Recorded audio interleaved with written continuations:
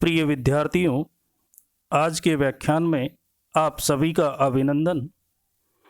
इससे पूर्व के व्याख्यान में हम दुष्ट व्यक्ति के स्वभाव के बारे में अध्ययन कर चुके हैं और आज हम सुकनास के द्वारा वर्णित गुरु उपदेश की महिमा या महत्व के बारे में अध्ययन करेंगे।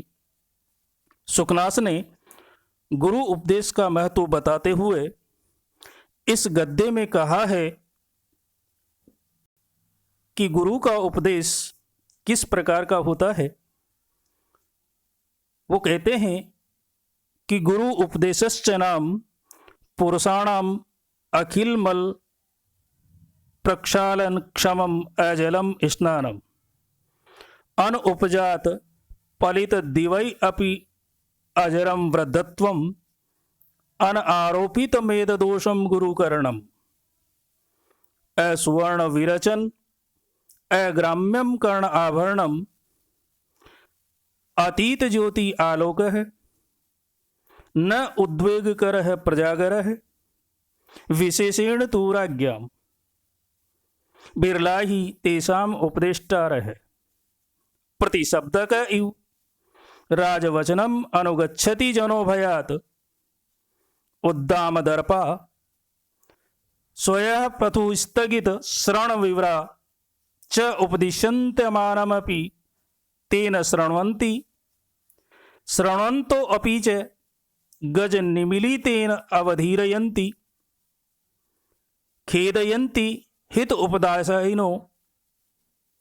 उपदेशदायिनो गुरून् अहंकार दाह ज्वर मूर्छा अंधकारिता विवला ही राज प्रकृति ही अलीक अभिमानो उन्मादकारिणी धनानी राज्य विष विकार तंद्राप्रदा राजलक्ष्मी।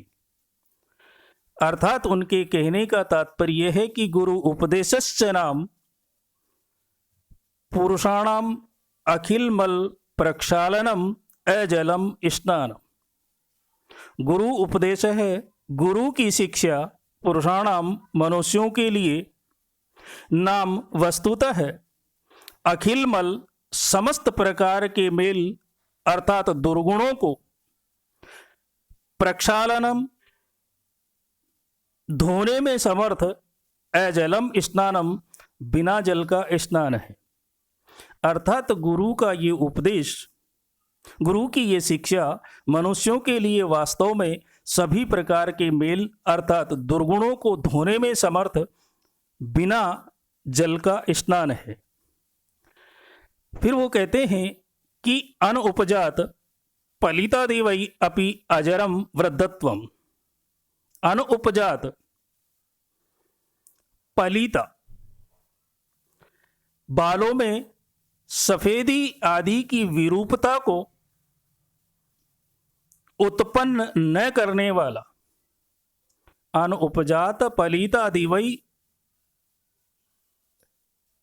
उप्य बालों में सफेदी आदि विरूपता को उत्पन्न न करने वाला अजरम वृद्धत्वम बिना वृद्धावस्था का बुढ़ापा है। अर्थात ये मनुष्य को अनुभवी बना देता है। अनारोपित मेददोषम और जिसमें चर्बी आदि का दोष उत्पन्न नहीं होता, ऐसा गुरुकरणम ऐसी गुरुता उत्पन्न करने वाला है। अर्थात व्यक्ति को ज्ञान से भारी बना देता है। असुवर्ण विरचनम और बिना सोने के द्वारा निर्मित अग्राम्यम कर्ण आभरणम सुंदर कर्ण आभरणम कानों का आभूषण है। बालों में सफेदी आदि की विरूपता पैदा न करते हुए बिना बुढ़ापे का बुढ़ापा है। अर्थात मनुष्य को अनुभवी बना देता है और शरीर में चर्बी आदि का दोष उत्पन्न किए बिना व्यक्ति को मोटा कर देता है। अर्थात उसको भारी बना देता है और बिना सोने से निर्मित अत्यधिक सुंदर सोने का आभूषण है। साथ ही साथ अतीत ज्योति आलोक है। अतीत ज्योति जिसमें चमक नहीं है, अर्थात चमक से रहित ज्योति आलोक है, प्रकाश है, रोशनी। बिना चमक वाला प्रकाश है रोशनी, उद्वेग कर है, प्रजागर है। और गुरु का ये उपदेश न उद्वेग कर है, जिसमें बेचैनी उत्पन्न नहीं होती, अर्थात बेचैनी उत्पन्न नहीं करने वाला प्रजागर है, विशेष जागरण है। विशेषण तो राज्ञाम, और विशेष रूप से आप जैसे राजाओं के लिए। क्योंकि इस संसार की वास्तविकता यह है कि आप जैसे बड़े व्यक्तियों को कोई किसी भी प्रकार का उपदेश देने की हिम्मत नहीं करता। इसलिए विशेष रूप से आप जैसे राजा लोगों के लिए यह उपदेश आवश्यक ही, क्योंकि वास्तविकता यह है कि बिरला ही तेसाम उपदेष्टार है। ही सचमुच में तेसाम आप जैसे राजा लोगों को उपदेष्टारा है, उपदेश देने वाले बिरला बहुत कम लोग मिलते हैं। अन्यथा तो प्रति शब्द का इव राजवचनम अनुगच्छति जनो हो भयात। वरना तो जन है अधिकतर लोग भयात डर के कारण राजवचनम राजा के वचनों का ही प्रति शब्द का इव प्रतिध्वनि की तरह अनुसरण करते हैं, प्रतिध्वनि के समान अनुसरण करते हैं, यानी उसी के अनुगच्छति पीछे पीछे चलते हैं। कहने का तात्पर्य कि प्रति शब्द का है प्रतिध्वनि के समान अनुगच्छति अनुसरण करते हैं, अर्थात राजाओं की हाँ में हाँ मिलाते हैं। उनको सही और गलत बताने की चेष्टा या हिम्मत किसी में नहीं होती। फिर उन्होंने कहा यह सब क्यों होता है? क्योंकि ते उद्दाम दर्प स्वयं प्रथु स्थगित। उद्दाम दर्पा अत्यधिक अहंकार वाले ते वो राजा लोग मानो स्वस्तु स्थगित गहरी सूजन के कारण श्रवण विवराह कान बंद हो जाने से, यानी अत्यधिक अहंकार वाले वे राजा लोग मानो गहरी सूजन से कान बंद हो जाने के कारण उपदिश्यमानम कही जाती हुई बात को अर्थात उपदेशों को श्रवणंतो अपि सुनते हुए भी न श्रृण्वन्ति सुनते नहीं। वो उस उपदेश को सुनते हुए भी नहीं सुनते। और गज निमिलितेन और मदमस्त हाथी की तरह आंखें बंद करके अवधीरयंत है अनादर करते हैं।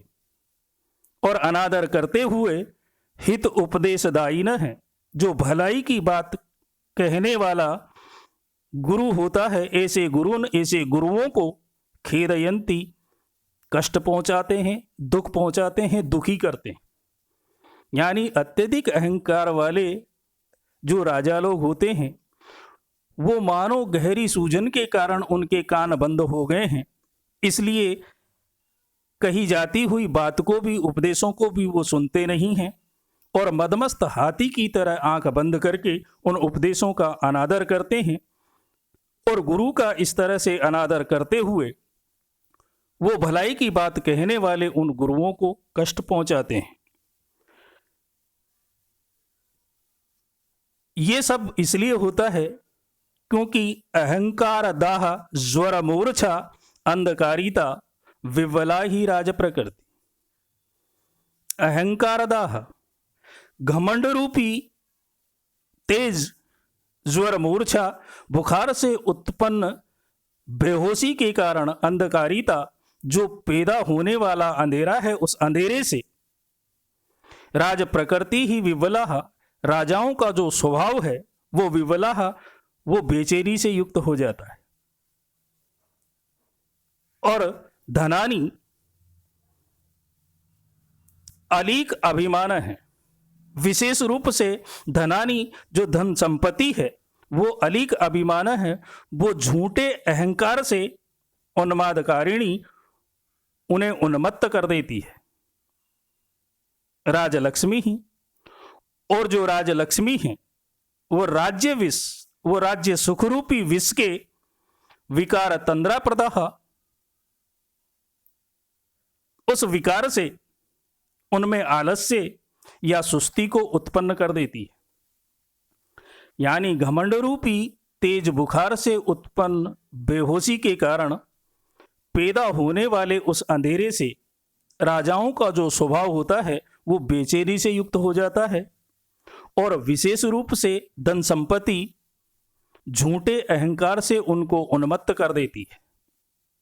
और जो राजलक्ष्मी है वो राज्य सुख रूपी विष के विकार से उन्हें आलस्य से या सुस्ती से युक्त कर देती है, अर्थात उनमें आलस्य या सुस्ती पैदा हो जाती है और वो फिर किसी प्रकार ये करने की सामर्थ्य खो चुके होते। इसलिए उन्होंने समग्र रूप से इसमें ये कहा है कि गुरु का ये उपदेश एक व्यक्ति के लिए, एक शिष्य के लिए समस्त प्रकार के मेलों को धो देने वाला, दुर्गुणों को धो देने वाला बिना जल का स्नान है। बालों में सफेदी आदि की विरूपता उत्पन्न न करने वाला बिना वृद्धावस्था का बुढ़ापा है, अर्थात मनुष्य को अनुभवी बना देता है। और जिसमें चर्बी आदि दोष उत्पन्न नहीं होते, ऐसी गुरुता को अर्थात भारीपन को, महत्व को उत्पन्न करने वाला है।